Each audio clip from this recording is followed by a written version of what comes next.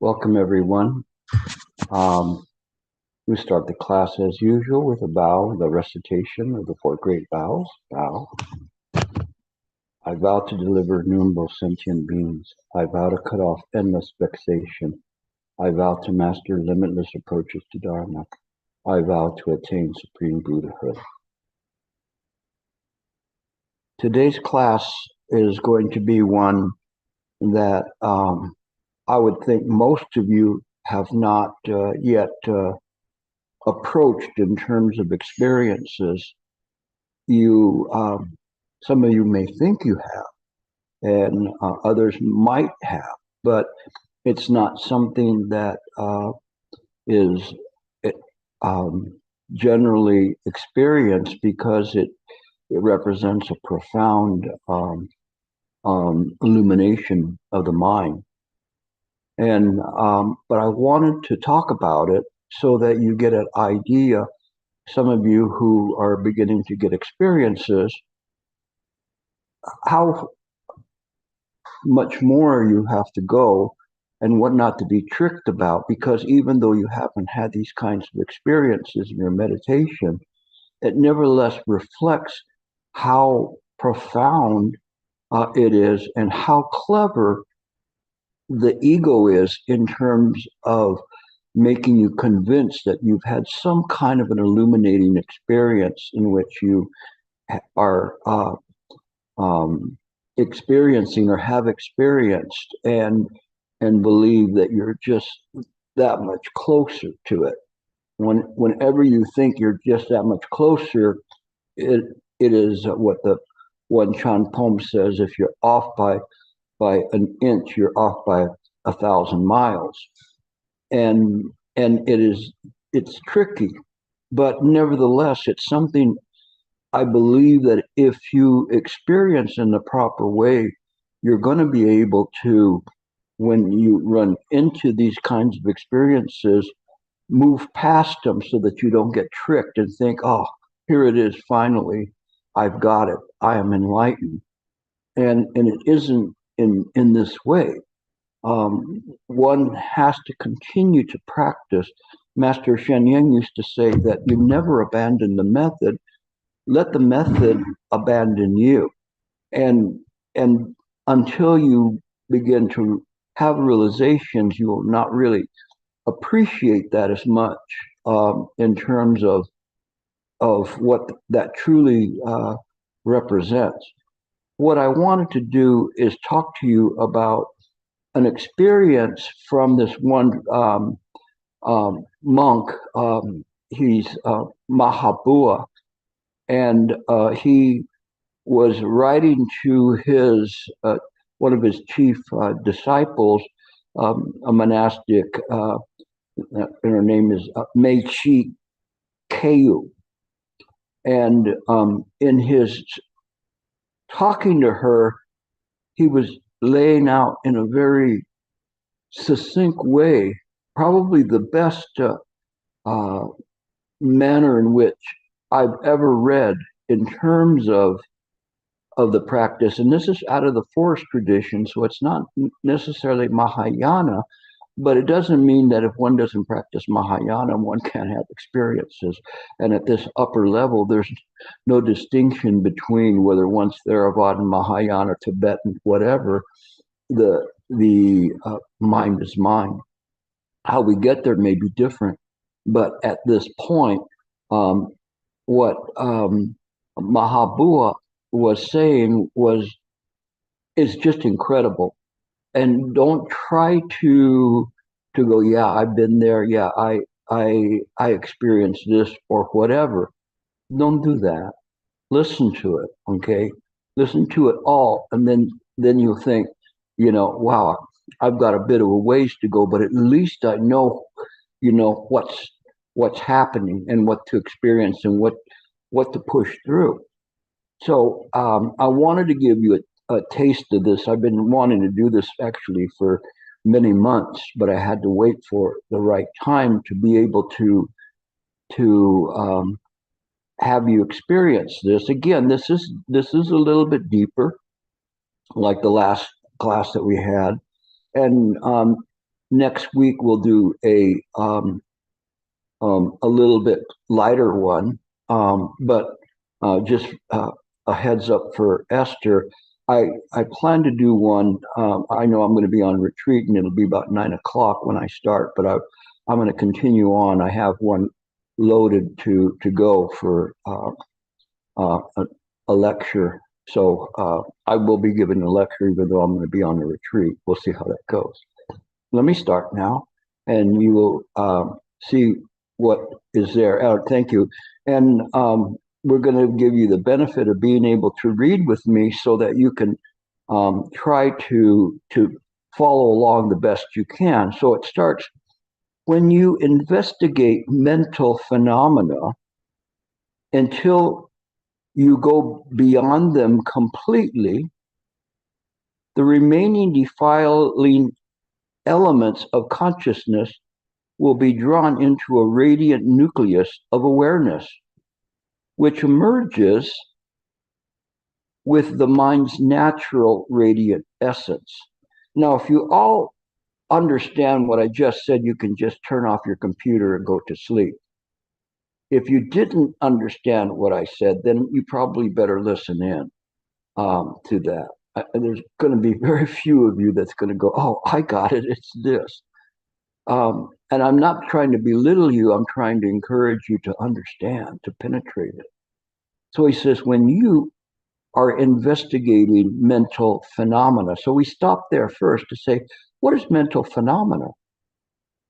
Because it's mental phenomena.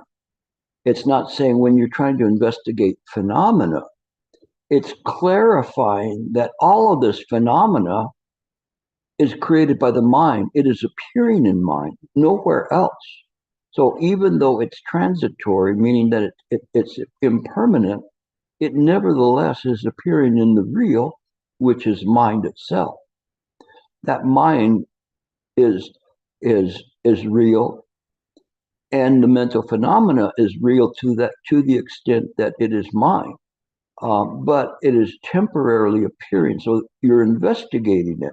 What does it mean to investigate? It's not talking about you when you are meditating and you are trying to push thoughts out. You don't do that. You don't encourage thoughts. You don't repel thoughts. The mind contemplates those thoughts. It is investigating those thoughts. There's a very subtle difference between cogitation or active thinking about something and just simply letting the mind rest and investigating. This contemplation is without a sequence or a series, or if this, then that, then this and that. It isn't in this way. It is just simply stopping the mind from engaging in further mental phenomena and investigating what is appearing in mind. The investigation is from mind investigating mind, and the mind that is being projected on mind. This is very important that we understand this before we begin to sit on the cushion. So even though this is going to be talking about something very deep, it nevertheless is very useful for us in our practice. And it says, until you go beyond them completely. So it's saying, until the mind, and again, he's using the conventional you here, simply so you don't get lost with it. But he's saying that one goes beyond them. What does that mean? It means that the mind is no longer concerned to attaching to the appearances or even the non-appearances of thoughts in mind. Going beyond them just means that the mind is resting in the present moment. As mentioned, the Tibetans say Rigpa, rest the mind in Rigpa, in its own clarity. We continue. The remaining defiling elements of consciousness. So these remaining defiling elements of consciousness, and what could those be?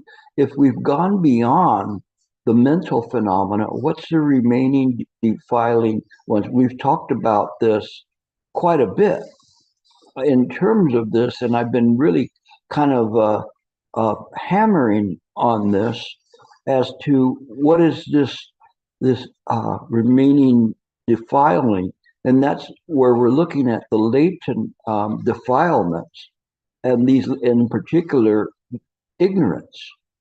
So, what is the ignorance? The ignorance is that there is somebody that's sitting there on the cushion trying to become enlightened, and we still cling to that in the back of our mind. We still cling to it and going, "Oh, here it comes," and it doesn't work in that way. It is just simply the resting of the mind, and so the when the mind is resting, it is aware of very, very subtle movements within the mind, very subtle thoughts that normally we can't get to because our mind is still so busy going from this thought to that thought. And there's too much noise in the mind. So we have to essentially let that all go. And it says all of these remaining parts, and we know these remaining parts are like ego that's there. The ego doesn't have a form.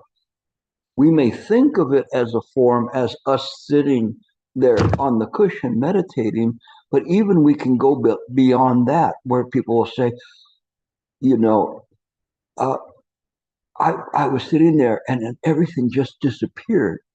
All around me, it just was just gone in this way.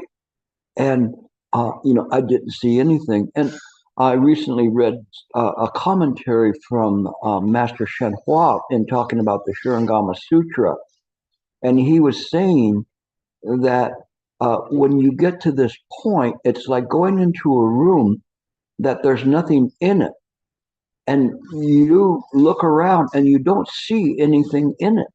You can't see yourself. Yourself is not to be seen. And so it looks at things as completed. There's nothing here. You ask, Gilbert, are you still here? No. You might hear that. Then you go, well, I still have some work to do. But even after when the self doesn't respond anymore, and it's not going to respond, it's going to try to hide.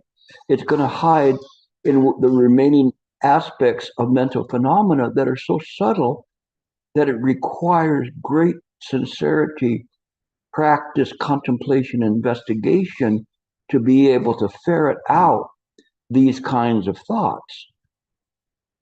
So it says these remaining defilements of consciousness will be drawn into a radiant nucleus of awareness.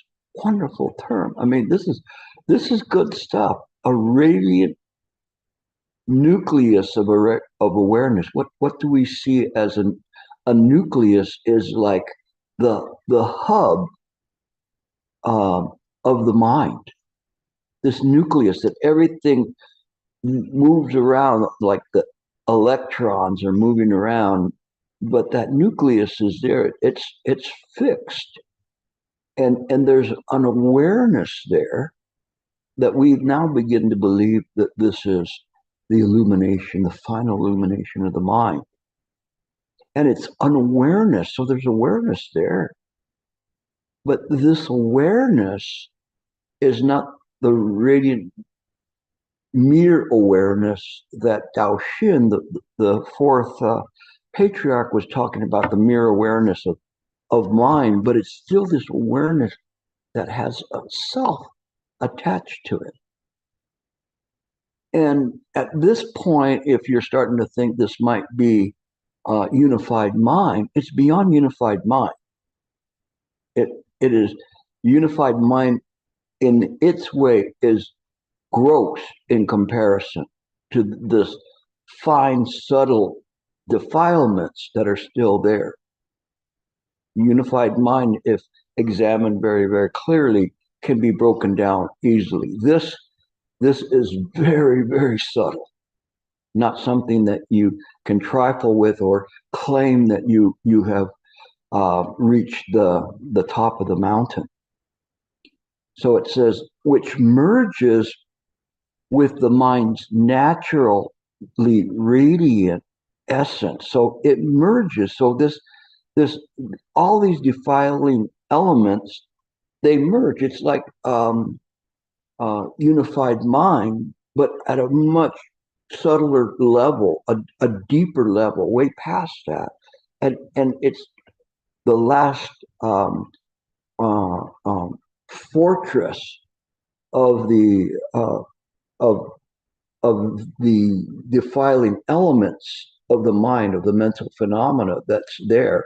It's kind of like, sometimes I say it's like the Alamo, where everybody goes into the Alamo because then they're all surrounded, and they're trying to preserve themselves. But you can penetrate it, not you, but mind can penetrate it. But we have to be able to recognize when it's so subtle. The only way that we can do it is do not mentally search for it. Do not send out that search party. Don't do anything. Just continue to rest. This is the part we don't understand. We mess up all the time. We really do. Once we get something, you know, and some of you, you can pass a fart and you think that it's a perfume from the heavens. No, and you feel there's an accomplishment there. Don't do that. Sorry to be a little bit gross with it, but what I'm trying to do is tell you there's much more work to do there. And so here it is. Now it's saying that it is merging with the mind's own natural radiant essence. So we can't see it. Not only that, it's the radiant essence of the mind is so illuminated, and it's so bright, it's able to hide, not in the shadows, but in the light. Very interesting. And so we continue. My gosh, I think we only got through one sentence.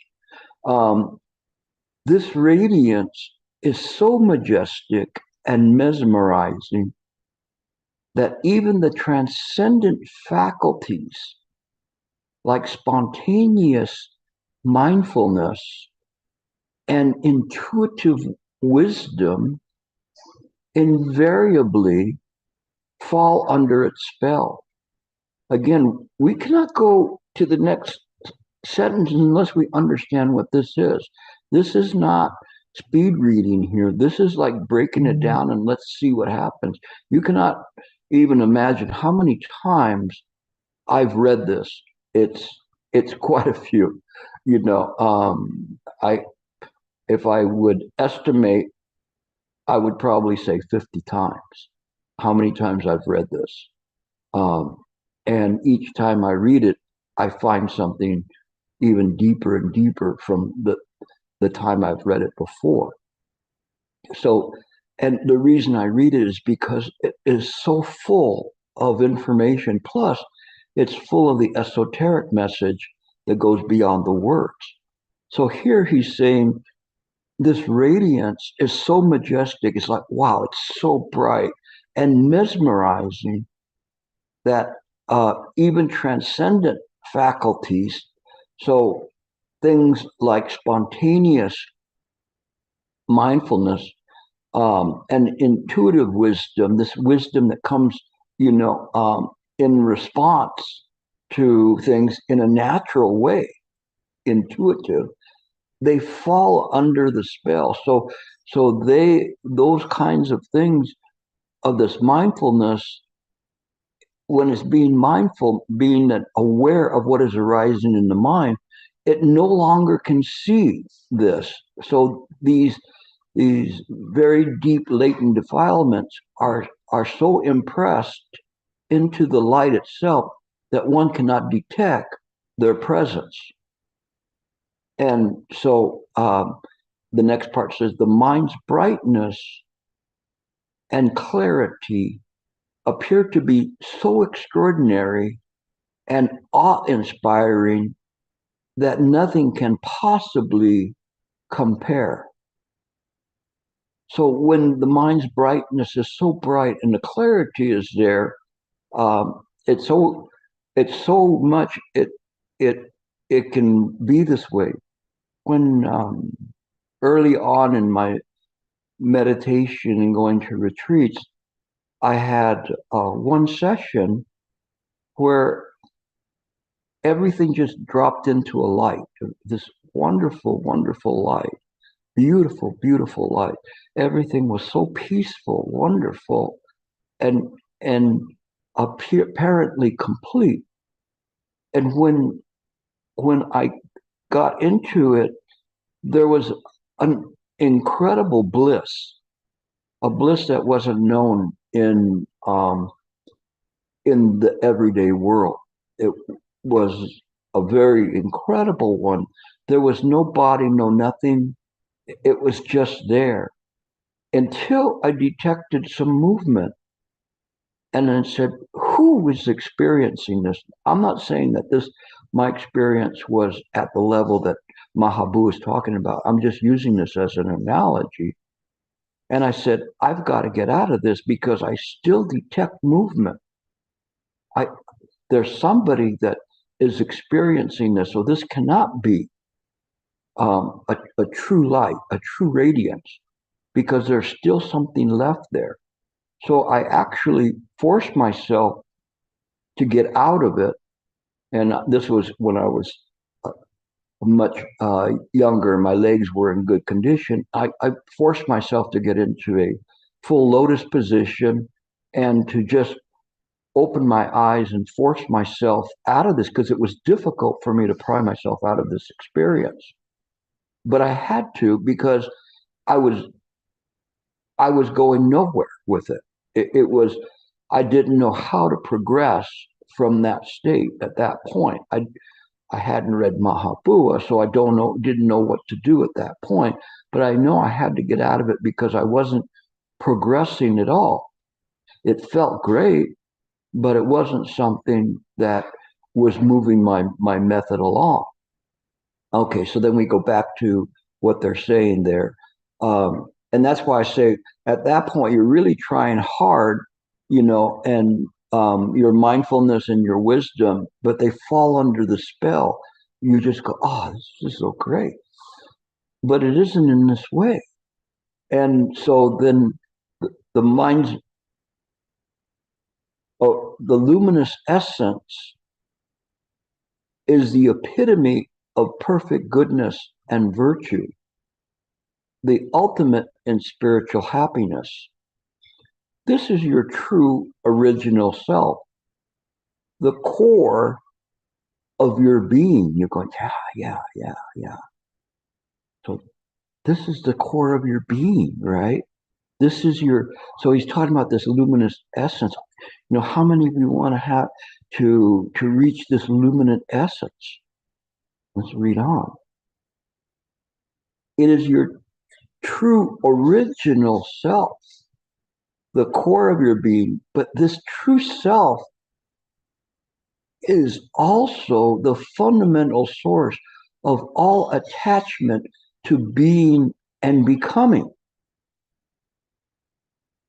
Huh? And you just go, phew, you think you're there, and then you realize, where are you at? Does anybody know where this point is, this junction point is? Can you, anybody say, fathom a guess at what this point is that they're talking about? That this true original self, but the true self is the fundamental source of all attachment to being and becoming. Nobody? Last chance for maximum. The alaya, the alaya. Like dhyana, like practice? No, alaya. Oh, alaya. Okay. It is that point. Well, the alaya is something that is included, but here, the way I see it is that cusp of time when the mind moved and went to the first nidana. So when the mind had that glitch that brought the first nidana of ignorance in, this is your true original self. When self came in, before that, there was nothing we could call self whatsoever, much less an original self. But when it moved into ignorance, see if this fits for you, then that's when everything comes into being. And that's what he's talking about, that the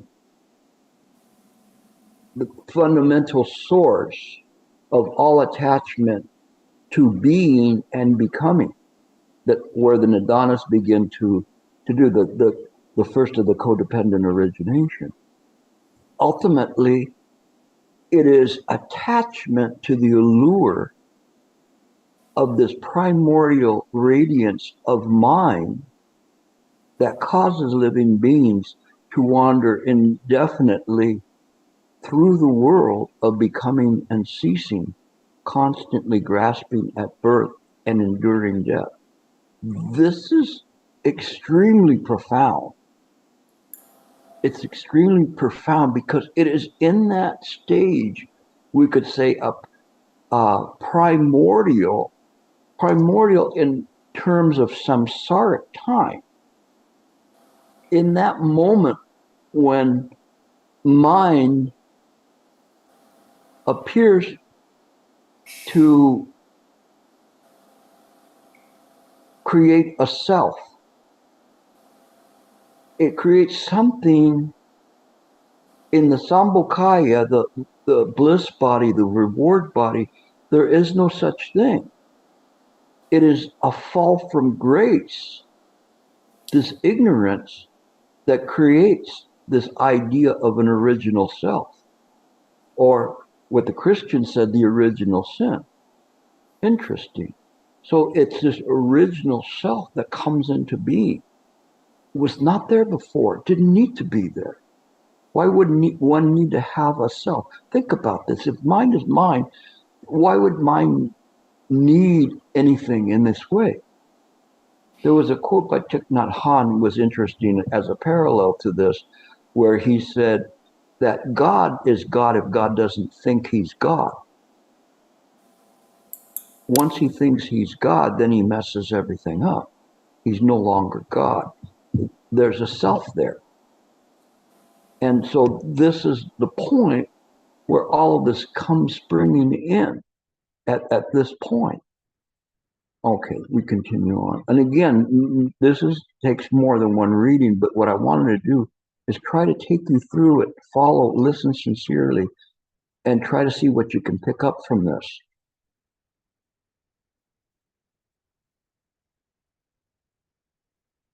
The fundamental cause of that attachment is the very delusion about your true self. Delusion is responsible for the defiling elements of consciousness, and its avenue of escape is the ongoing momentum of conscious activity. So they're saying this fundamental cause, fundamental ignorance, this nescient entrenchment is the ignorance as to the idea that you think you have a true self. Interesting, because before that, you don't have a true self. There's nothing to be called a true self as opposed to somebody else's self or as opposed to a false self. Mind is simply in a perfect state of equanimity or equipoise. It doesn't need anything. It doesn't need to call anything. It doesn't need to take anything out. It doesn't need to add mind to mind.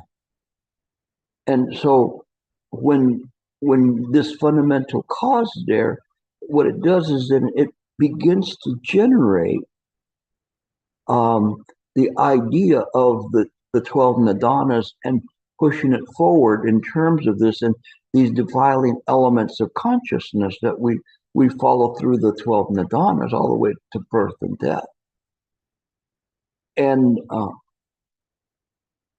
And so when it's getting this, listen to this. This is really good because what do you think when it says, and its avenue of escape is the ongoing momentum of conscious activity?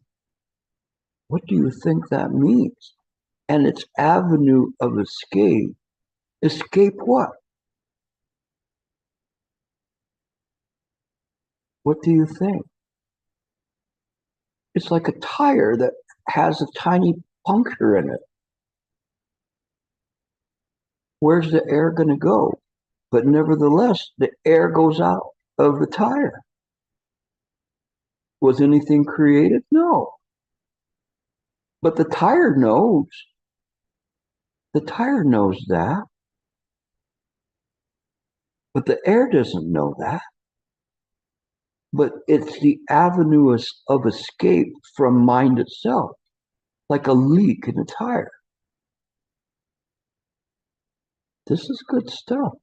Not easy to follow along. But what we're doing here is we're doing it in a reverse engineering first to get to the first nidana of ignorance, and now we're going the other way, where there is this creation of things that weren't there before.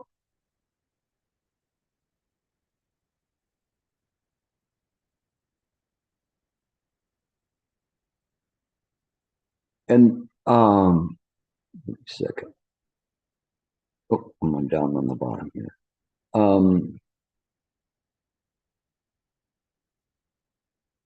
Delusion is responsible for all defiling elements of consciousness, and its avenue of escape is the momentum of conscious activity.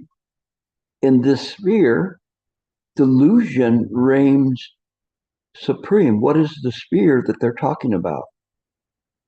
Samsara. In the sphere or bubble, delusion reigns supreme, right? Everything's created by the mind. It's all connected, but it's all created by delusion or ignorance, the fundamental ignorance that there is this true self.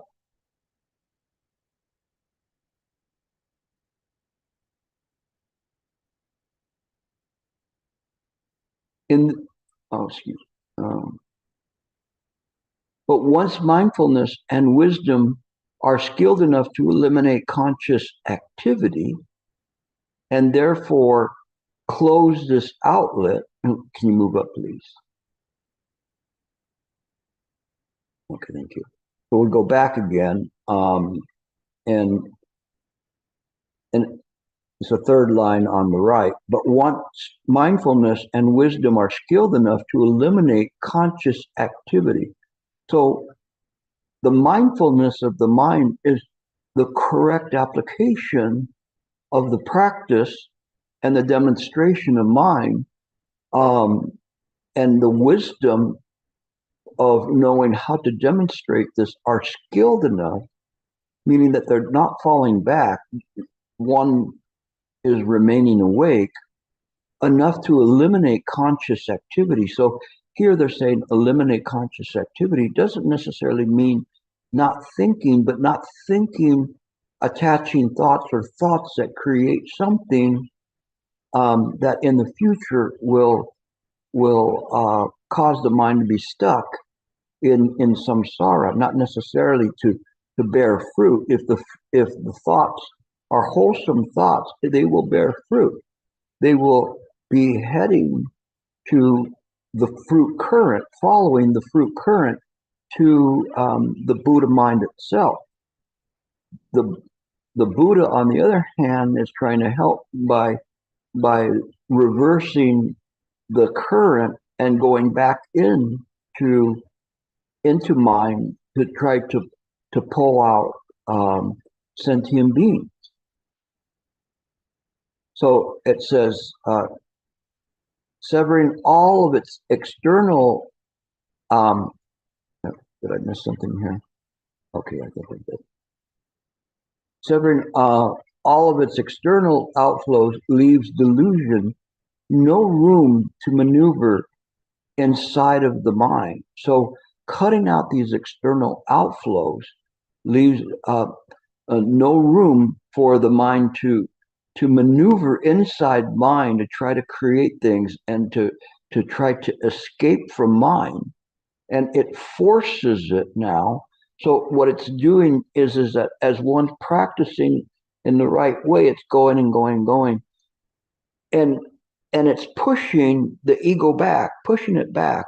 It's going like, how about a vacation to Maui? How about winning the lottery? How about, a delicious burrito or whatever one would put in there, and and all of these things are pushing it back, and the mind, the practice is just going and going and going and pushing the ego. And so the ego has no place left to go.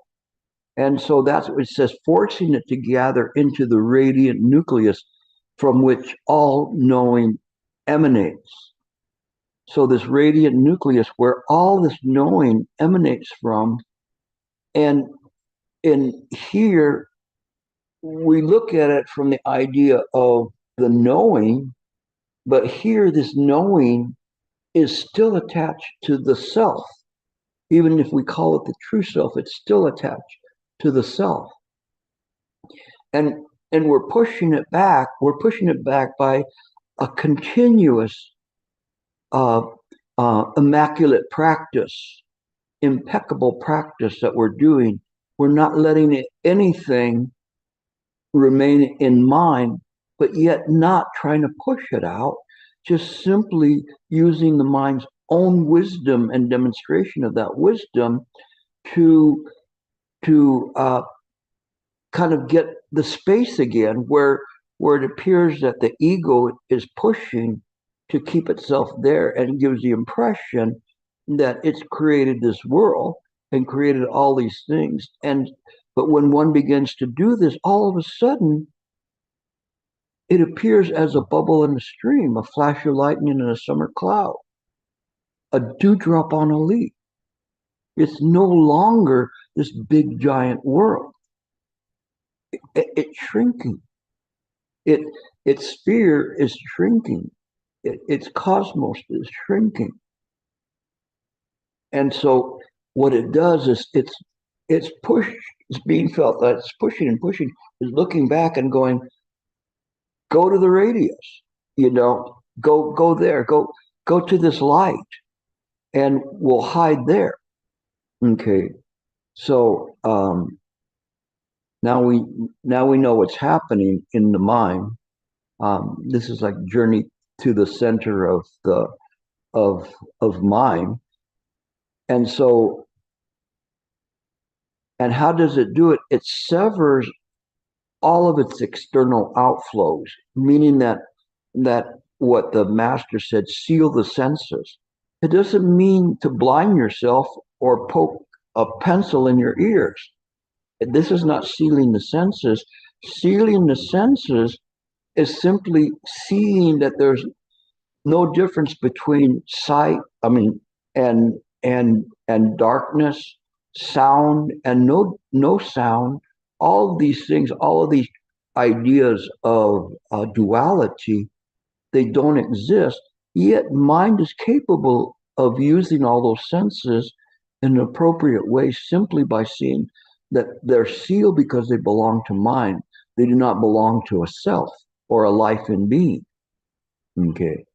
Now, where are we at again?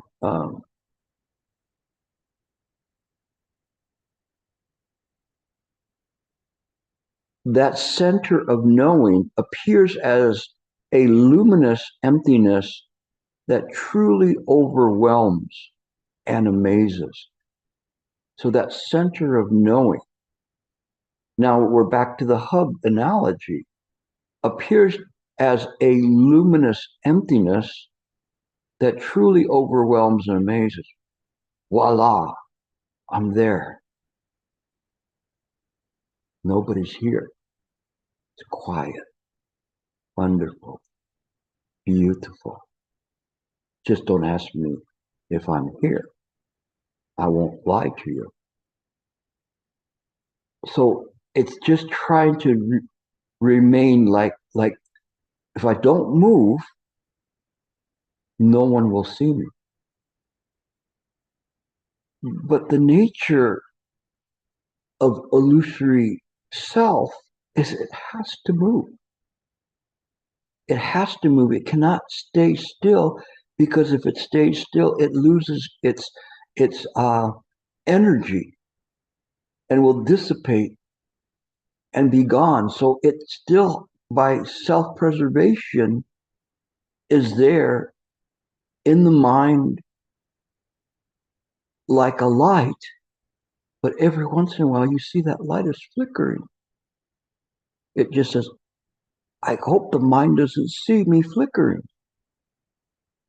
You look at it and it stops. Look away and it starts flickering. It's still there. We can't see it. We have to be so subtle, so quiet. If you're in that way, you have to be very, very subtle in terms of this. But that radiant emptiness should not be mistaken for pure emptiness of nirvana. So they're going, well, wait a second, this radiant emptiness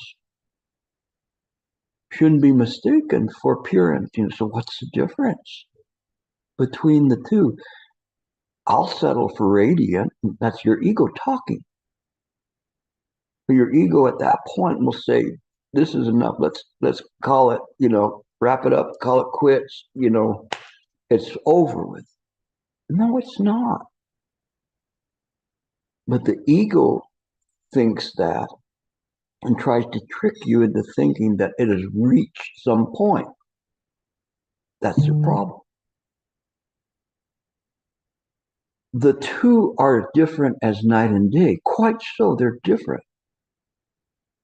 The radiant mind is the original mind. And again, I'll say this original mind is first nidana of the cycle of constant becoming. Isn't that the law of dependent origination? So it is the original mind of the cycle, but it is not the essence of mind. So it's saying it isn't the essence of mind. It is after the essence of mind, when something was escaping from this purity of mind, like this tiny little air leak in this giant tire that's the size of billions and billions of cosmos. But mind, using its own subtle wisdom, still can detect it.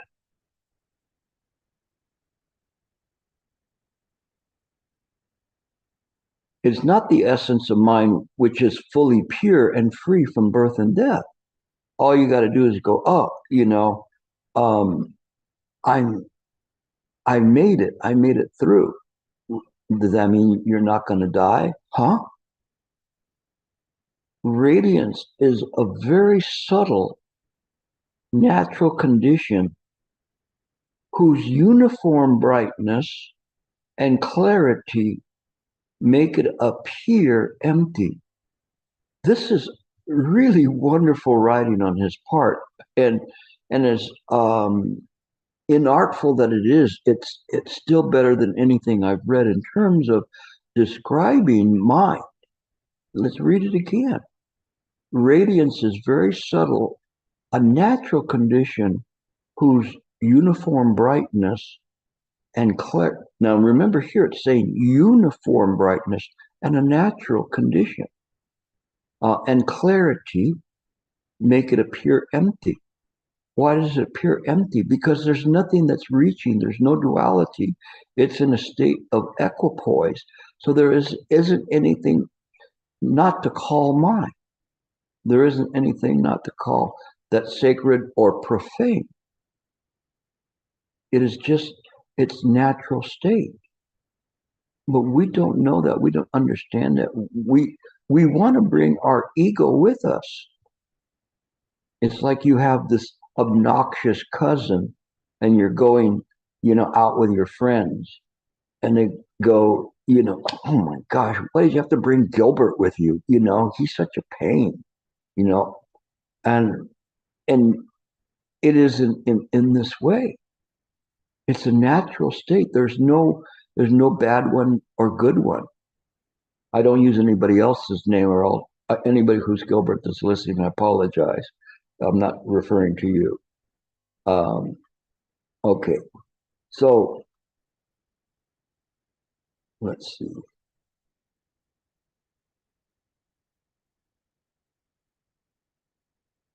I lost my place now. But it is, okay, this is your original nature beyond name and form. But it is not yet nirvana. It is the very substance of the mind. Hang in there, the very substance of the mind that has been well cleansed to the point where a mesmerizing and majestic quality of knowing is its outstanding feature. So he's saying, this is your original nature, but it's not nirvana.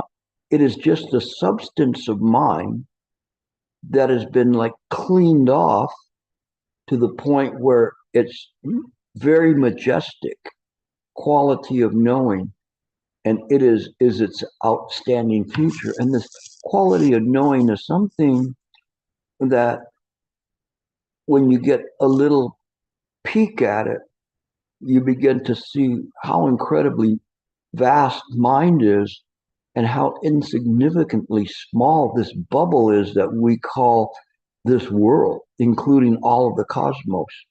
Is so tiny and significant and so lacking of information. And because of that, it replicates itself all the time. So, and it's an outstanding feature. When the mind finally relinquishes all attachments to form and concepts, the knowing essence assumes exceedingly refined quality. So this knowing essence assumes exceedingly fine qualities. Now, I've talked about this idea of a knowing essence as the root zi, and root mean like a tathagata. The zi is the knowing aspect of mind, but this is still a step below that. It's as one is practicing, one is reaching this way, but as long as there's a one there, it's not going to get there. It's going to fall short. So it has let go of everything. It let go of everything. What's missing? It almost let go of everything. Itself, except for itself. It still believes that it is now the function or substance of mind. What did the Buddha say to Ananda? Ananda, that's not your mind. What? There's nothing here. I look around, just like Master Sheng said. I look around, I don't see anything in this room. There's nothing here. It looks like it's empty. But that ego is still there. It's still a projection, but it's masquerading as your true essence.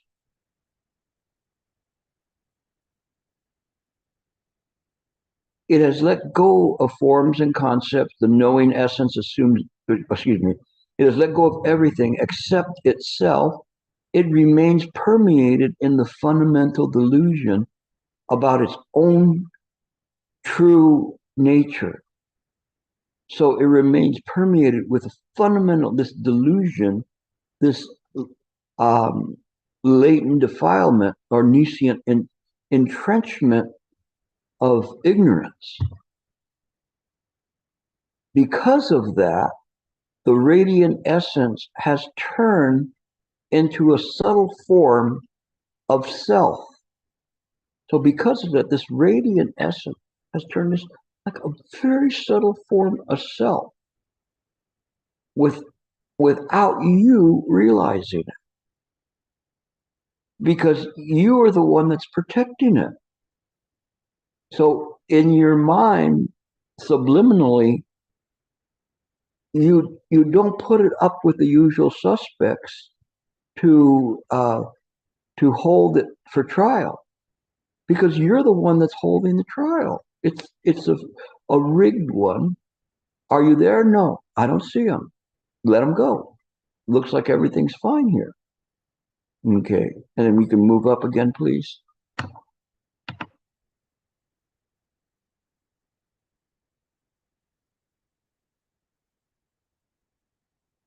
Okay. So you end up believing that the subtle feelings of happiness, this shining radiance, are unconditioned essence of mind. Oh, it feels so good, so wonderful. Oblivious to your delusion, you accept this majestic mind as a finished product. You accept this majestic mind as a finished product. That's it. It's done. We're here. You can unbuckle your belt. Everybody get out. This is nirvana.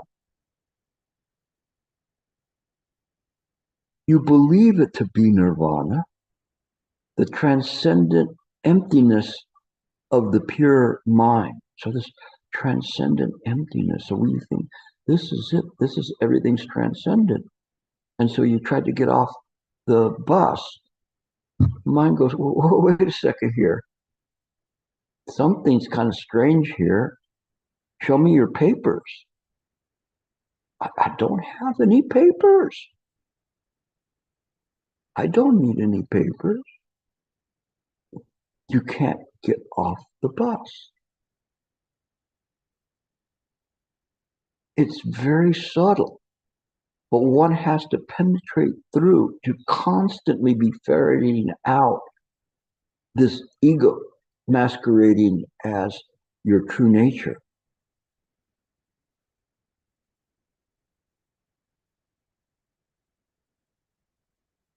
But emptiness, radiance, clarity, happiness, all the subtle conditions of the mind, still bound by delusion.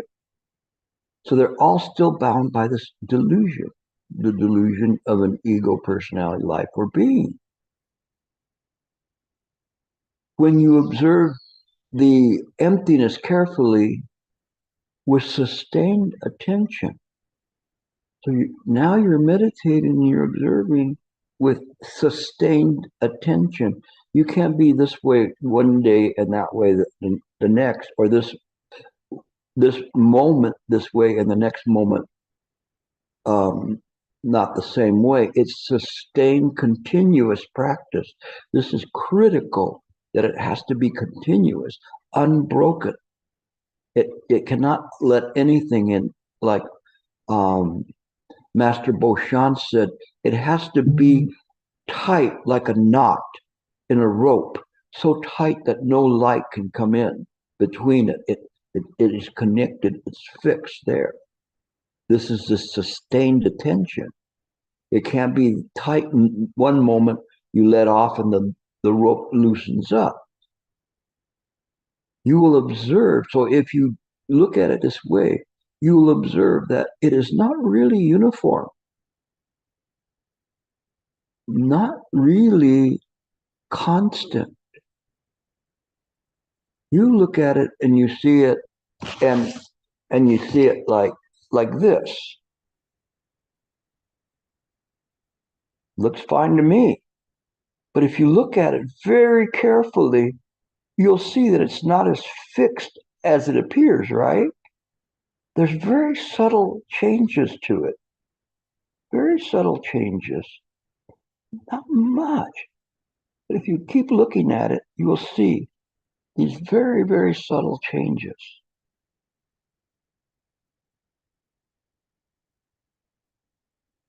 You think it's a bright light, forget about the fingers.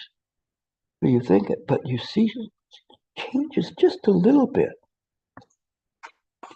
Okay, you can put the graphic back on again.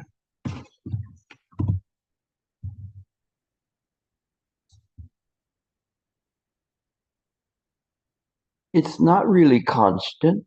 The emptiness produced by primal delusion is a result of very subtle conditions. Sometimes it changes a little, just a little, but enough for you to know that it's transient. Subtle variations can be detected because all conditioned phenomena, no matter how refined, bright, majestic they seem, invariably manifest some irregular symptoms. So no matter how bright, when we see these subtle variations, they're going to move just a little bit. No, it's like,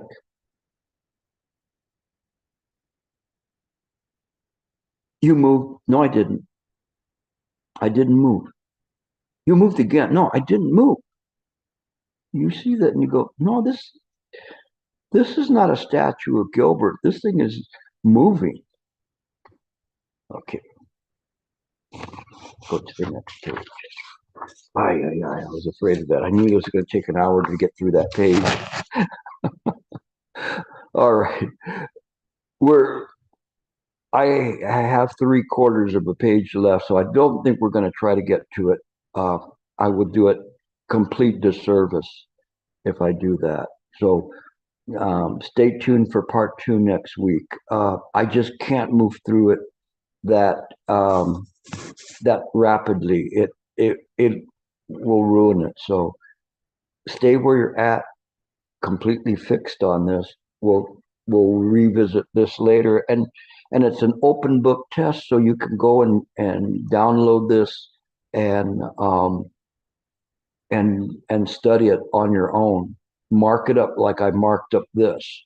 No matter what you do, just try your best to get it. Again, there's still too much good stuff left in there for it, but it gives you an idea of what you should be doing when you're meditating, how you meditate in the right way, that it has to be constant, it has to be illuminated, it can't be judgmental.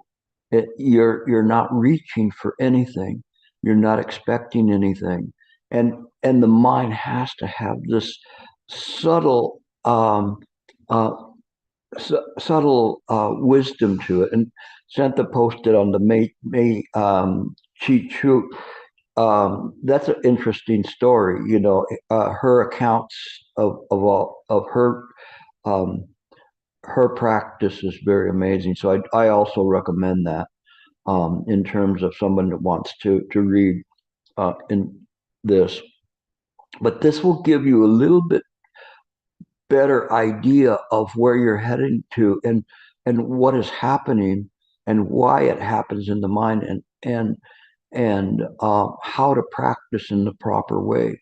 I don't know how he did it to be able to say it in such a succinct way, and I have to also give his translators a lot of credit to be able to present this in this way, because it's something that is very amazing. But I'm happy that they were able to do this, and then I can share with you this.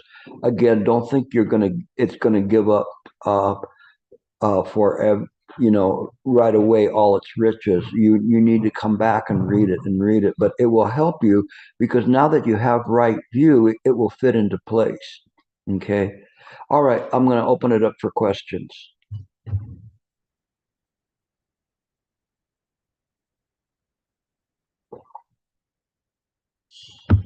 Sam, I am.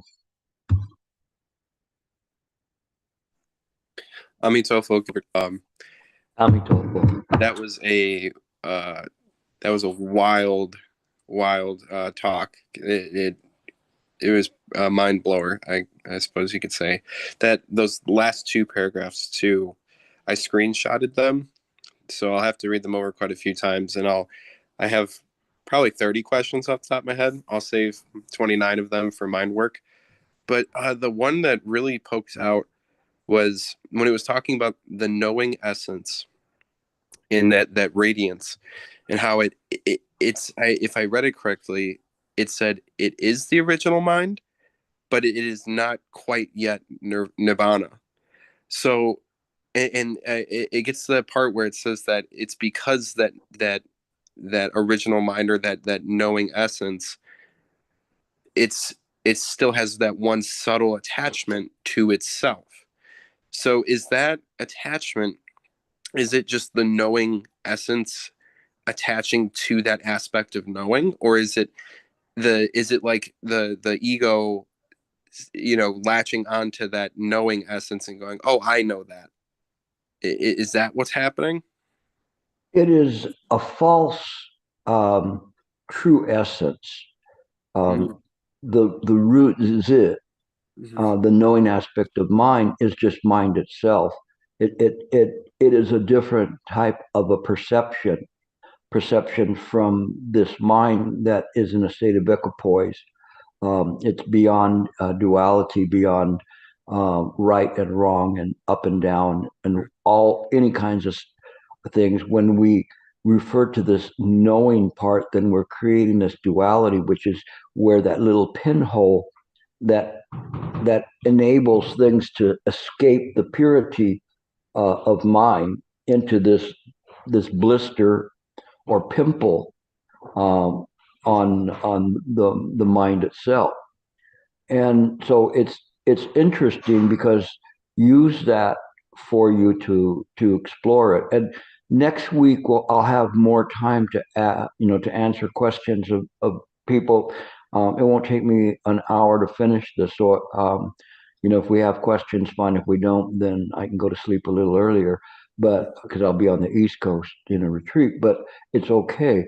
So your questions in these, and if people don't ask questions, you can jump back into line.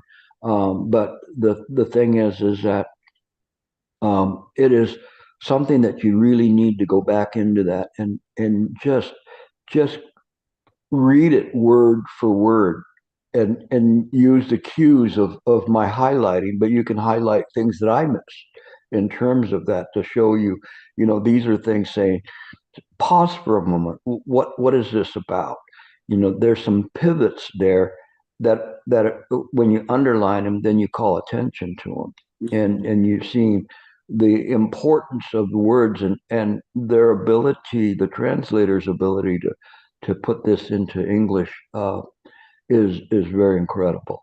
No, from to for anyone to try to explain realizations, it's not an easy thing, and to explain when you're almost there, where people will just go, huh, or not yet. It isn't that kind of a thing. It is something that is, we try our best, but in this one, I think it's such a jewel. So see, read the whole part of that, okay? Absolutely. Thank you, Okay, Gilbert. Thank you. okay, you're welcome. Renee. Oh, thank you so much for today's section. It was amazing. Seriously, it's all solid insights. So from what I heard, it sounds like breaking the stream of thoughts. It's really a key, and like not letting the story triggered by fundamental ignorance keep running and to see through it. But how do we actually see through it? What I've been doing is trying to draw back into the present moment right away. So just tuning into what's around me, Do you think it's a good method? I think it's good. The whole thing, Renee, is to maintain a continuity, a continuous of the practice, and that's what's the most important. So try to keep your attention and your concentration up, so that you won't be breaking that um, that stream of attention. I hate to call it a thought stream, because it's not a thought stream. It is just simply mind's own awareness, which is what Dao Xin was referring to, the mere awareness of the mind. It's a different kind than the awareness that still gets tricked into thinking that it has its own awareness. The mere awareness of the mind is from the perception of mind itself. So as you begin to practice and try to keep your practice impeccable, then you say, well, what is impeccable? It has to be continuous. There has to be awareness there. Mind has to be contemplation, or in a state of contemplation. It has to be resting and relaxed. All of these things are the prerequisites to a proper meditation. And when one holds them in this way, then you can get to where Mahabua is talking about. You just jump past all the other stuff and unified mind and everything, and you're able to get right to this point. And and if because you've uh, studied it, read it, you're more apt to be able not to be confused by it. And that's what's important. And so when you see things in this way, then it really changes things. So just keep working this way. I've seen your how would I say, single-minded purpose in terms of practice, and that's good. That's what Shifu said to me, and and and that's important to have, that you really want to press it. Um, and no, some people press too hard. You press just the right amount. No, and so just keep going in this way. Okay. Thank you so much. Okay, you're welcome. Anyone else? That's it. Just two of you.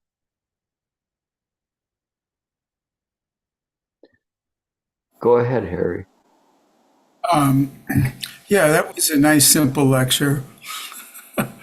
I was just wondering, all the thing I've been reading The Awakening of Faith, and it says that suchness is devoid of characteristics. So all through your narrative, even though those things are mind-boggling, radiance, emptiness, or whatever, they're all characteristics. They're all graspable by the delusional mind, and even suchness is I'm just using is a word, but I think it's very helpful, because these things are so attractive and so seductive that you could easily get lost. So you really gave us you did a very great service for us not to be caught in these kind of things. Yeah, it just reminds me of the one master that asked his uh, disciple, what had he learned from him, and he went and drew a circle in the air, and when he said, anything else, and he went and just threw it out. And not too many people would benefit from that. So this is why I marvel at Mahabua's explanation, because it got about as close as you can get to something that's still conceptual, but nevertheless is something that's useful, and useful in the sense of that when you get to that point, you push on. I think this is one of the things that Master Sheng was so good at, in terms of, if you really listen to him carefully in his instructions, you felt him, you could feel his esoteric message that he was explaining and telling you. Now you're getting to this point. If you get to this point, you have to keep going. You have to push. And he was guiding with his heart, not with his tongue. And so it was something special. And this is what Mahabua here imparts, is the heart of the practice, and to show that, of course, words and phrases are not the best way, but they're better than nothing. And so when we see that, when I run across something that's so marvelous, or something from the Shurangama Sutra that's so impressive, I just, I'm so touched by it, because it is truly, somebody spent a lot of time to write this down in a concise way, to make it productive, even though they're limited by having to use words to do it. They're able to do something that um, that uh, gives people a faith in the method, faith in mind, faith in themselves to be able to do it. So when we do this, yes, we see that, and we see, in some ways, it's like fire fighting fire. But in any case, it is something that's necessary. But it is us, we have to cross that bridge into the esoteric, to feel the deepness of that. That's there. That's why I recommend read it and reread it, because it doesn't give up its wealth the first passage through. That's why I said to Sam, you already have 30 questions. You'll have 360 the next time we see each other. But it should be that way. Okay, thank you. Michael. Yeah, thank you, Gilbert, for picking this piece. It's always very precious to hear it again. I have a question which came up this time, since it literally said the true self is not it, and in many other Zen traditions, the term true self stands for realization. So, what do we do with it? It is like what he was talking about, this idea of the true self, that we think this truth itself is it, but that true self is the demarcation point from the first nidana of this Niscent entrenchment of ignorance.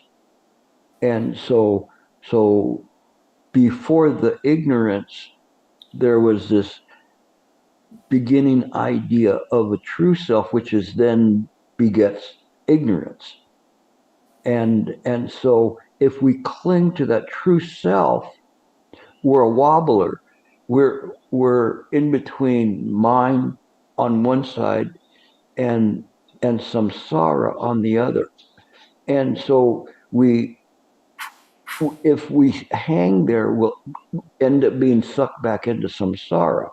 That's what he's saying, is you haven't really kind of pushed it back into mind. And like some kind of a hernia, a hernia is generally something that's an opening in the body where it shouldn't be open, whether it's a gut or a membrane or whatever. And what we're trying to do is put it all back, put it back to where it was originally at, beyond this idea where all of a sudden, you have something coming out like this and going, oh, I'm the true self. No, there's no truth to that. It's all just mine. And so I'm kind of telling you that to give you a feel for it, for you to ponder it, to investigate it. But it's at that moment where, right before this ignorance sets in, that there's this kind of a spark of a dull spark, so to be it, that enables the part of the mind to appear to escape from this state of grace of the Sambhogakaya, the bliss body, if we can say it in this way. So it's just right there. But we get to there, we kind of reverse engineer and we get back to that point and we think, this is done, I've done everything I need to do. It's over. But it isn't. It isn't over. It's just a real tricky thing. This is not easy, Michael. You have to really bring your best game to contemplate that. But the very fact that you saw that, that's the cusp of all of this. Go back and reread and reread. It will open up to you. But that this is your opening to be able to go in and to do this. And little by little, these kinds of things where they're very profound, we don't run from them. We don't say, I don't understand them. We demand an answer. We challenge it. We look at it. We want to know. Indeed, how is this true self, still part of this ignorance? You have to see it, not with your eyes, but with your heart, and then it will get there. Just before I get to you, Wei Shan, I just want to add, Santa, did you understand that in terms of the true self? Well, I'm looking at it as it's Ajahn Mahabua. We all find different ways to talk about meditative experience, and certain words that are used just are pointing to the experience of the master. So as a student, we have to look beyond the words that are being used into what is being pointed at. Where is this coming from? So those words should not be taken as something concrete. They shouldn't be taken as concrete in that way, but they serve as this gateless gate or a door to go through. And so this idea, when we talk about it, because what you're saying, and let me translate Santa's conversation to you, Michael. And again, I'm not looking down on anybody or criticizing anybody, but it is that, just as I said to you, is that you have to look beyond those words. You can use them as to get to the door. Shifu used to always say, "You're right at the door. You're right at the door," But it's something that you have to do it. You can't be Ananda. You have to look through it, and you have to obtain an energy from the words, the generation of wisdom from the words to help you to break down that iron wall. So it's good because you're right there. And just like what Shifu used to say, you're right there. You just need to, what one master said, to pick up a tile and shatter the wall. And that's what these words are in this way. But they're incredibly profound in terms of it, in terms of not letting you have an idea of grasping onto a so-called enlightened self or an enlightened being. It isn't in that way. In fact, there is no such thing. That's why Manjusri said he never attained anything from being a bodhisattva, or he never attained being a bodhisattva, because there is no such thing. So if he did, then that would be his true self. But him, by saying it in the way he said it, it illuminates the way to keep one from clinging to those kinds of conceptual parts. But we nevertheless use them in our way. Okay. All right, Wei Shan. Amitofo, Gilbert. in this is truly wonderful lecture, but it's so subtle, it's so difficult to totally grasp it. But in here, I think he's talking about a false true self, and he is also talking about this radiance is the source of self.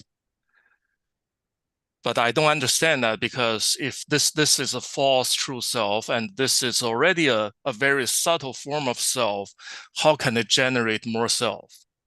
Meaning, what I'm trying to say is only the true self, to me, can generate a self, not a false true self can generate self. I think Santha's probably thinking what I'm going to say to you. It's say, Ananda, that's not your mind. That's why Mahabu is saying that, is so that you don't cling to the idea of a true self as being the true self.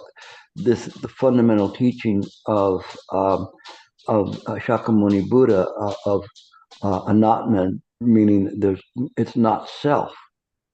And so when we say it's not self, it's just mind. So what it's generating all of this is mind itself.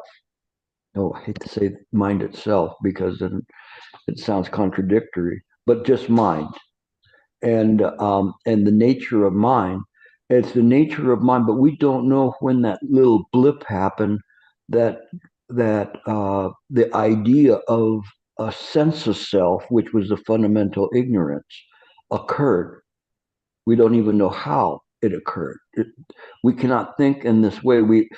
The 12 nidanas of Shakyamuni Buddha only define the consequences after this sense of self appeared in mind for the first time. That started everything going, where it was like a jailbreak, and creating all of these things. But all of this was just a jailbreak into a dream, and a dream world created by mind itself because of delusion that there was a sense of self. And so as you begin to look at it and you see it in this way, it changes how you look at it. So it's you're right where you should be with this. Everybody's going to have different questions about this. And as you read it more and more, you'll find there's going to be even more questions come up. Just read it again, read it slow, read it, don't read it in a sentence, read it word for word. So it's good. Where you're at, it's exactly where I'd want you to be right now. Just same thing with all the other people that have talked already today. It's not something you're going to go like, aha, you may have some aha, but that's just your sense of self. But if you look at it and it kind of makes you feel a little bit wobbly, that's good. That's good. That's what Michael is at, where it's kind of wobbly, and he's not really sure about that. So you guys really hit on the heart of this. So it's good. Okay. I do want to clarify, when I say true self, it's before the sense of self, like what the Buddha said in the Suragama Sutra. Before the sense of self appears, that I call that true self or absolute reality. That's different. Absolute reality is just simply mind. Mind, we call it mind because we can't call it, well, we can call it thus, but after thus, there's nothing to call it. But it isn't any kind of a conceptual, even that subtleness of trying to say, oh, well, it's the true self. That's where Ananda got trapped in the Shurangama Sutra.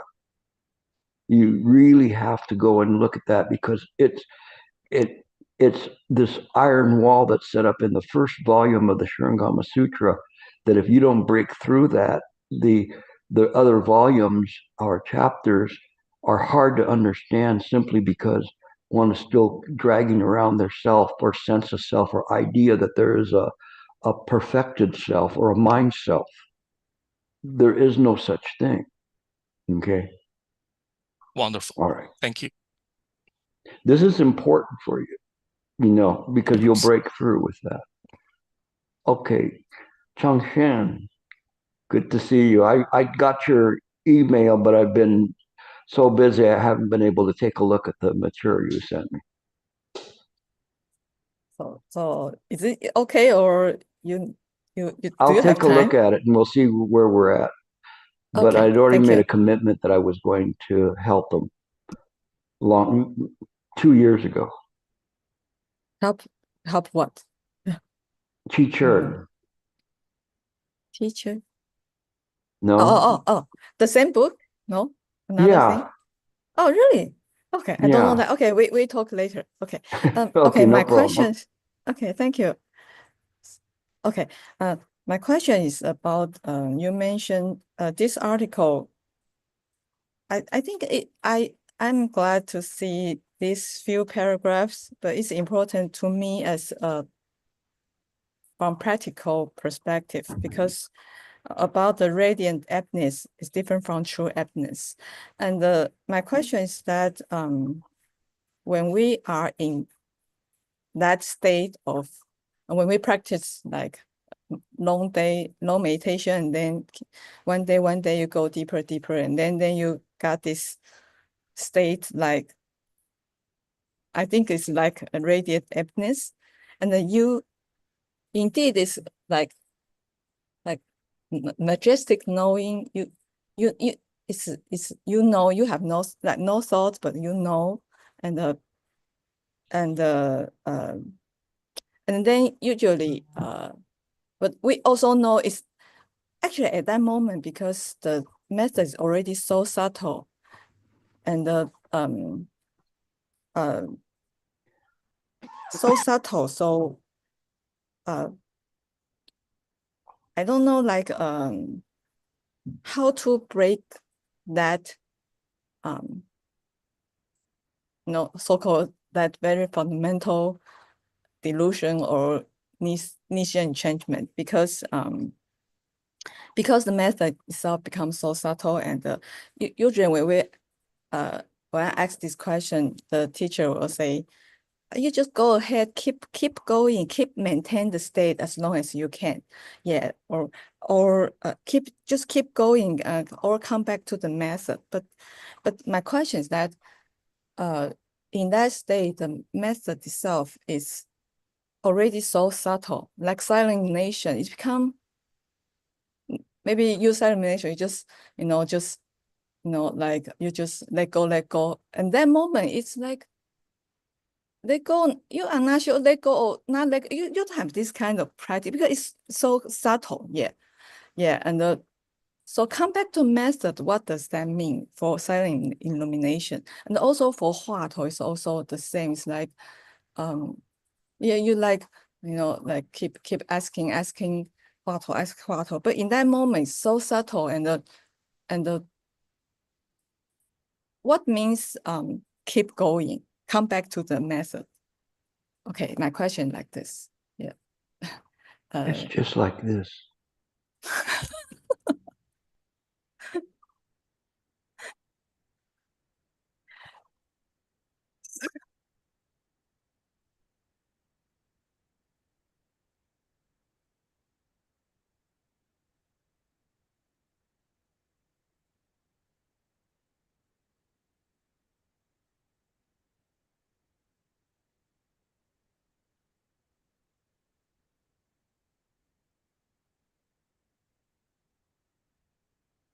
You see? Just like this. Why does it have to be anything else? I know you can feel it. It's just like that. Yeah. Okay. This is the esoteric. Just sit like that. Don't listen to your heart from now on. Just sitting listening to your heart.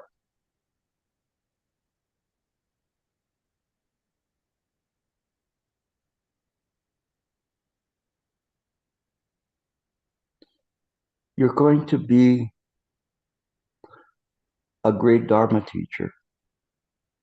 You've already been down this road several years ago. You've come close. You just have to have faith in yourself to go and do it impeccably, sitting impeccably.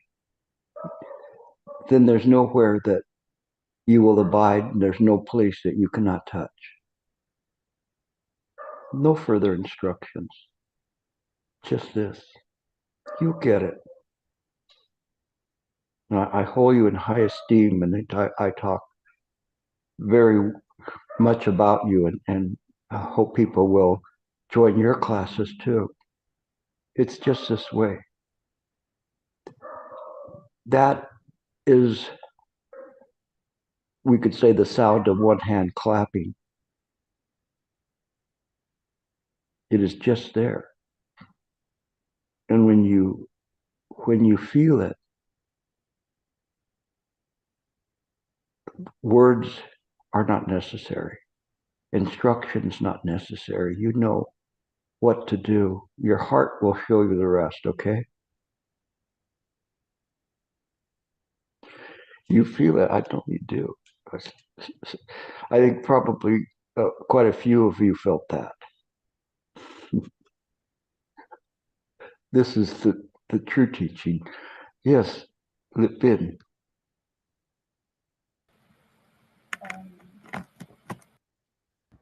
Can you hear me? Oh yeah, but just faintly, but Okay.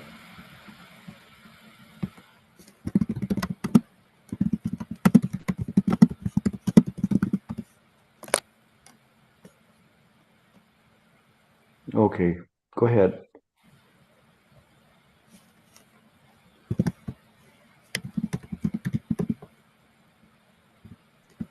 And while she's typing, by the way, I did get my good hearing aids back, so that's why I didn't have to put my ear on the speaker.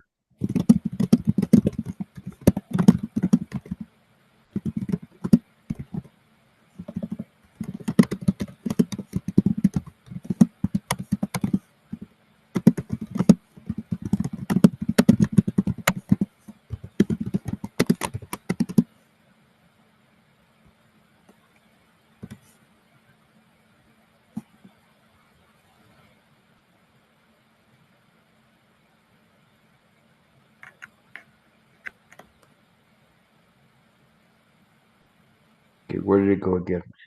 Let me see.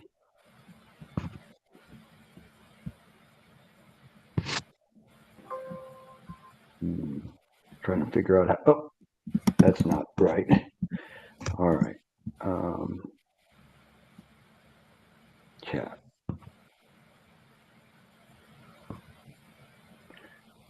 Can you send it again? So she says continuation, not holding on to the thoughts, whether it is constant or uniform in that radiant state.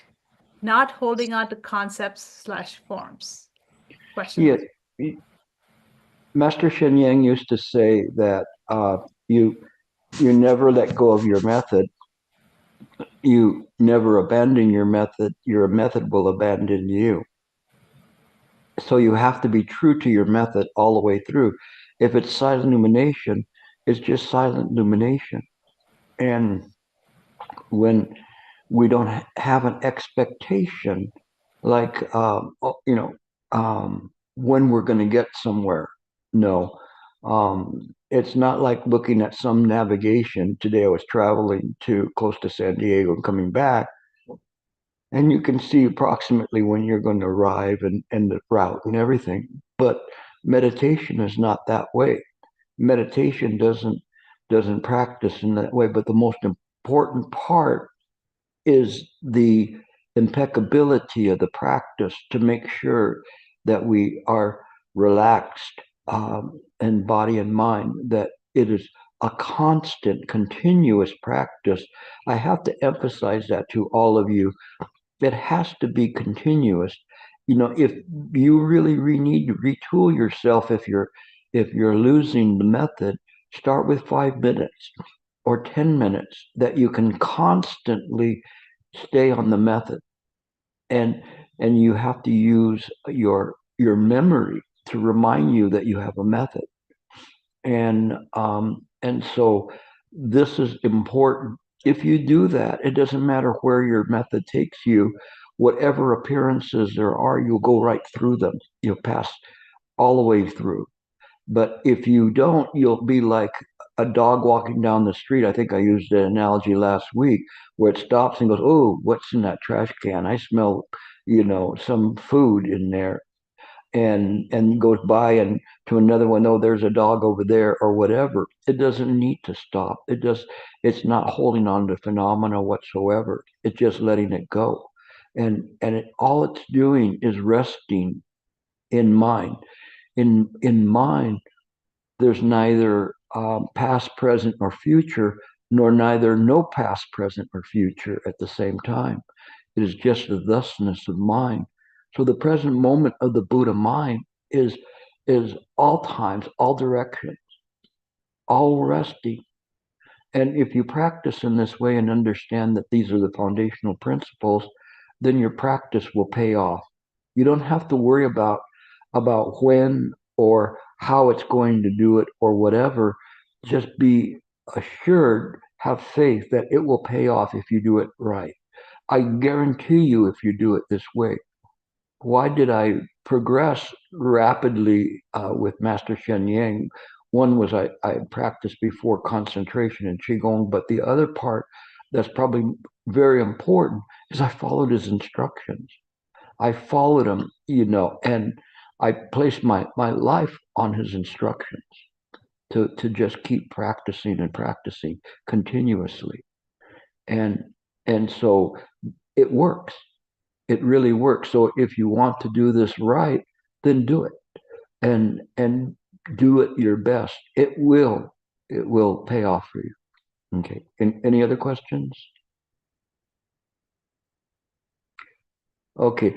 What we'll do is we'll hold the questions for the next one. Again, we'll have some more time, but this is very good. Again, don't worry if you don't understand it. My gosh, this is like very, very high level that we're presenting this on. But you deserve it. You're coming, to the classes every week, you're listening to it, you're practicing in a serious way. Why shouldn't I, or why should I withhold this from you? If you're capable of doing it, fine. Some people may not be able to, it's not their cup of tea. It's okay. They have plenty of other teachers that can go and present a different type of a Dharma. But this Dharma is very good. When we start looking at the Shurangama Sutra, we're in the big leagues too. And so, we have to really know, how we're practicing and taking it slow to go through it. But little by little, it pays off. A lot that's there, a lot of the Dharma, Dharmata Vibhaga, just talking about directing the mind is very important. So we direct the mind in this non-conceptual wakefulness. All of this is the practice, Lipbin. It is how we direct the mind. We direct it just simply to sit, not to be like a dog wondering what's in the can or when I'm going to get here or what's going to happen. It's just simply resting. And the real secret is to rest the mind moment to moment. We have this idea of a self that just desires this perpetuation. It loves love and hate. It loves joy and sorrow. It lives off of that. But mind is not that way. Mind is in a state of equipoise, an equilibrium. It is uh, a bliss in and of itself. The Sambhogakaya, the reward body, it need not have an object of bliss. It just simply is the resonance of bliss. One day you will get this. I really try hard to find the different facets of the diamond to be able to get you there. Like I was saying, on the mind work, I have others that are sometimes closed door teachings, but you're already in the closed door teachings, unless you can find people that are speaking at this level. And if they are, I encourage you to listen to them as well. As long as they have right view, I would praise them. And so this is something that this is not one place. This is, the only place to get it. It is wherever we can find it. These well-known advisors. So anyway, practice. I will see you next week, and we'll continue on with this. Hopefully you'll tune back in so we can finish this all together. Okay.